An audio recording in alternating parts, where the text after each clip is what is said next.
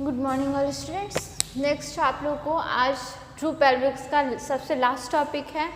आप लोग को आउटलेट ऑफ पेल्विस पढ़ेंगे।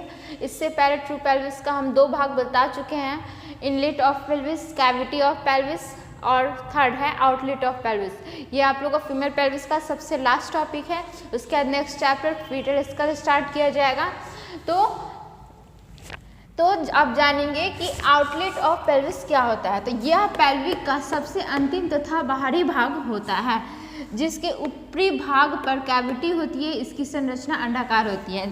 जैसे देखिए, एक ट्यूब होता है, ठीक है ना, एक ट्यूब हुआ, ठीक है ना, उसका सबसे ऊपर वाला भाग इसके द्वारा, ये ऊपर वाला भाग गोला है, ठीक है, ये ट्यूब हुआ, पाइप हुआ, उस पाइप का जो सबसे ऊपर वाला भाग हो गया उसको इनलेट कहेंगे, क्योंकि यहाँ से हम कोई भी चीज़ अंदर डालेंगे तो ये इस एरिया में आएगा, ठीक है ना। तो यहाँ से कोई चीज़ अंदर जा रहा है तो इस एरिया को हम कहेंगे इनलेट, ठीक है। और ये आपको कैविटी कहलाया। और ये जो है जिसके थ्रू इसके अगर यहाँ से हम कुछ डालते हैं तो वो यहाँ से बाहर आएगा, तो इसलिए इसको आउटलेट कहेंगे, ठीक है ना।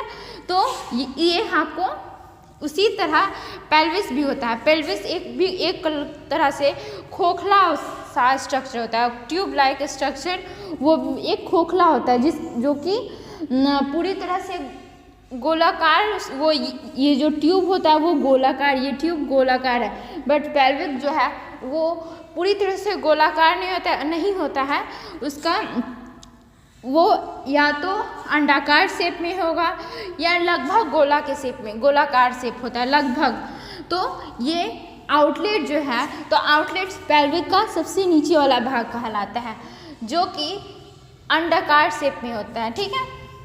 अब है पेल्विक आउटलेट को दो भागों में वर्णित किया गया है। पेल्विक आउटलेट जो है यह दो भाग में बांटा गया है। फर्स्ट है ऑब्स्टेट्रिकल आउटलेट और सेकेंड है एनाटॉमिकल आउटलेट।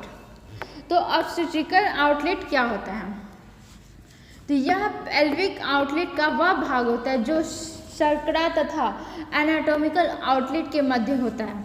अब देखिए, कह रहा है पेल्विक आउटलेट का वह भाग है जो शर्करा मतलब खोखला होगा, ठीक है, और तथा एनाटॉमिकल आउटलेट के मध्य होगा। एनाटॉमिकल आउटलेट क्या है? इसे अस्थिमय आउटलेट भी कहा जाता है। यानी कि ये एक हो गया स्ट्रक्चर। तो इसमें यहाँ से लेके मानते हैं ये एक बहुत बड़ा ये बॉर्डर हुआ, ठीक है ना। तो इसमें इस बॉर्डर जो जहाँ से शुरू हुआ, इस बॉर्डर को पूरा लेके करें तो ये आपको एनाटॉमिकल हो गया, ठीक है। और अगर इसके अंदर वाले सतह से लेके मेजर करते हैं तो ये आपको ऑब्स्टेकल हो गया, यानी सिर्फ और सिर्फ खोखली जगह को दिखाता है, यानी ये आपको एनाटॉमिकल के बीच हुआ। वैसे ही यहाँ पे पेल्विक जो है, पेल्विक में ऑब्स्टेकल आउटलेट में ये होता है कि ये बोन के साथ बोन का जो डायमीटर होता है उस डायमीटर को एक साथ इंक्लूड नहीं किया जाता है। उसके सिर्फ और सिर्फ उसके खोखले जगह, उसके कैविटी को सिर्फ और सिर्फ उसके संकरा जगह होता है, उसको उसके साथ मेजरमेंट इसका ऑब्स्टेकल आउटलेट को किया जाता है। और एनाटॉमिकल आउटलेट में ये होता, इसलिए इसको एनाटॉमिकल आउटलेट को अस्थिमय आउटलेट इसलिए कहा गया क्योंकि एनाटॉमिकल आउटलेट को जो होता है वो बोन के साथ उसका मेजरमेंट किया जाता है। यानी अगर ये एक मोटा बोन है, ये एक मोटा बोन है, तो यहाँ इसके मोटा बोन जो है, इस बोन के पहले छोर से लेके दूसरे बोन के अंतिम छोर तक के डिस्टेंस को कहेंगे। और अगर ऑब्स्टेकल में देखें तो सिर्फ और सिर्फ इसके बीच के डिस्टेंस को ही देखेंगे, ठीक है। तो ऐसे होता है। आपको ये हुआ आपको एनाटॉमिकल आउटलेट, तो जिसको अस्थिमय आउटलेट भी कहा जाता है। यह डायमंड के शेप का होता है, ठीक है। अब है डायमीटर, दोनों का डायमीटर, ऑब्स्टेकल आउटलेट का डायमीटर कितना हुआ और एनाटॉमिकल आउटलेट का डायमीटर कितना हुआ। तो एनाटॉमिकल आउटलेट का डायमीटर, तो एंटीरियर पोस्टीरियर दो तरह का इसका डायमीटर होता है, एक एंटीरियर पोस्टीरियर और दूसरा ट्रांसवर्स होता है। तो एंटीरियो पोस्टीरियर डायमीटर कितना होते हैं एनाटोमिकल में, तो वो 13 है। उसका मेजरमेंट किया जाता है सिम्फाइसिस प्यूबिस के निचली सीमा से कॉक्सिक्स के मध्य बिंदु की दूरी। ठीक है, मतलब कि ये सिम्फाइसिस प्यूबिस है, दोनों साइड के प्यूबिक बोन को जोड़ने का काम सिम्फाइसिस प्यूबिस करती है। तो सिम्फाइसिस प्यूबिस के निचले, यानी ये नीचा हुआ सिम्फाइसिस प्यूबिस ऐसे हुआ, इधर से प्यूबिक बोन हुआ, इधर से प्यूबिक बोन, तो इस दोनों के बीच एक मतलब ये सिम्फाइसिस प्यूबिस हो गया जो जोड़ने का काम है। तो उसके निचले स्तर से यहाँ से मेजरमेंट करेंगे। ठीक है ना, तो ये आपको सिम्फाइसिस प्यूबिस है, तो इसके निचले स्तर से लेके कॉक्सिक्स के मध्य बिंदु का रहता है।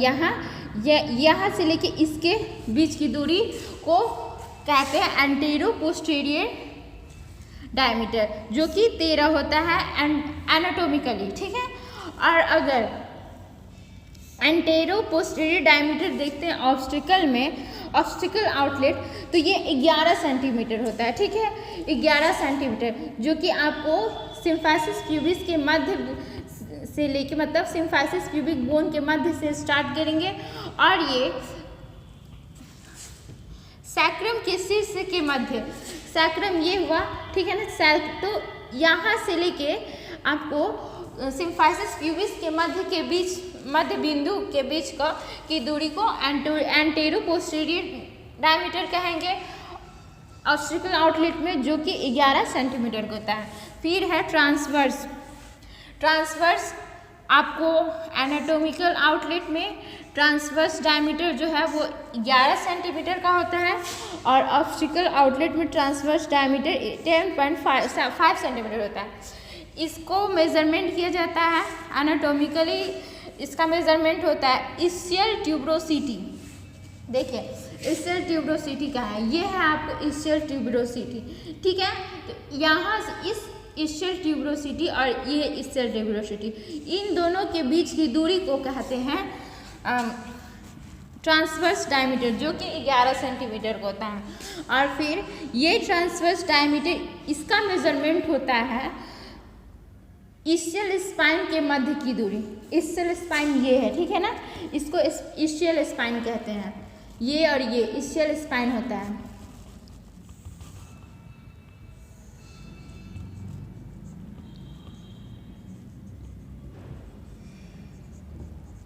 तो ये इस्चियल स्पाइन और इस इस्चियल स्पाइन, इन दोनों के बीच की दूरी को ट्रांसवर्स डायमीटर ऑब्स्टिकल आउटलेट में कहते हैं। ठीक है, जो कि 10.5 सेंटीमीटर का होता है। इतना हो गया आप लोग का। अब नेक्स्ट इसके बाद फीटर स्कल नेक्स्ट क्लास में पढ़ेंगे।